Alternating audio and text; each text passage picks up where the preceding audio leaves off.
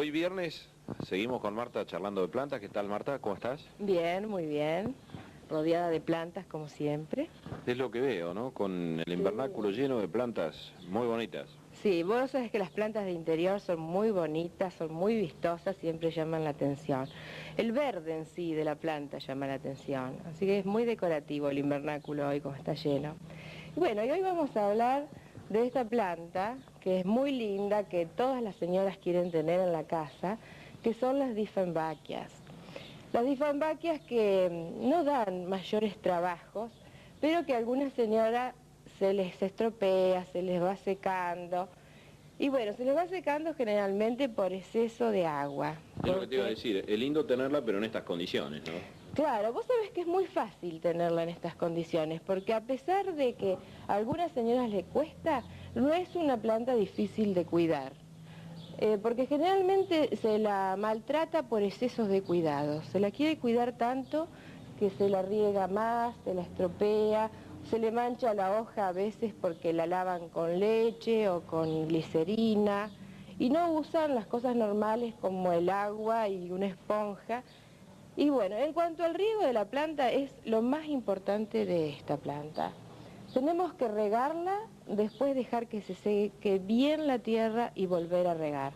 Si nosotros regamos cuando la planta está muy húmeda, se va a podrir al ras, donde empieza el tronco de la planta, se va a empezar a podrir, le va a agarrar un hongo y después se va a caer esa planta. Claro. Así que lo que hay que ser muy cuidadoso con el riego. Otra cosa que hay que tener en cuenta es que es una planta que recibe, necesita iluminación, pero no sol directo, porque si tenemos sol directo se va a quemar y se le van a hacer unas manchas grandes así acá en la hoja. Así que tengan mucho cuidado de no exponer la planta a los rayos solares directos a través del vidrio. ¿Y esa parte de hoja qué pasa? ¿Se muere cuando se Y después, mancha? ¿No se recupera? vos sabés que después queda horrible, tenemos que cortarla porque esa va a quedar siempre con un hueco en el centro, va a quedar estropeada la hoja. Y como no va a decorar, va a dar aspecto de tristeza una planta estropeada, la vamos a tener que podar. Siempre y cuando tengan una hoja estropeada, tenemos que cortarla al ras, bien al ras. Bueno, hay algunas variedades, en este caso no, porque es una planta que se ramifica bien. Hay otra variedad que tiende a irse para arriba, porque es así la planta, y a veces la señora dice, me quedé sin hojas en la parte de abajo, la planta está muy alta, ¿y qué puedo hacer con eso? Bueno, sí, la planta es una planta que tiene un crecimiento bastante grande, y siempre se van secando en algunas variedades las hojas de abajo. ¿Qué puede hacer? Cambiarla a una maceta más grande y ponerle otra planta de la misma variedad abajo como para que vaya creciendo y como la otra va a ser más grande, esta va a ser más chica, va a quedar más linda. Claro, que tape la parte de... Para que tape toda la parte de ese tronco grueso que se ve. Así que como verás es una planta muy decorativa.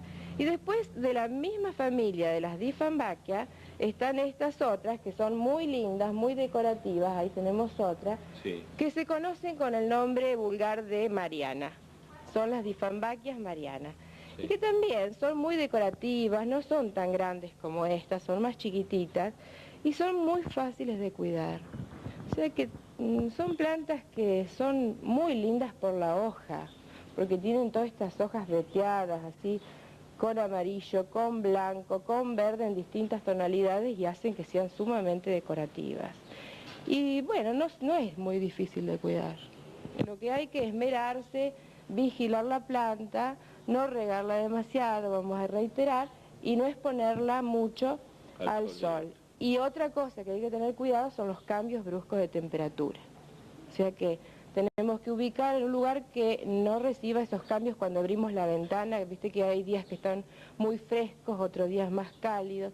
Esos cambios bruscos le hacen mal, generalmente los días fríos. Claro. ¿Y estos helechos?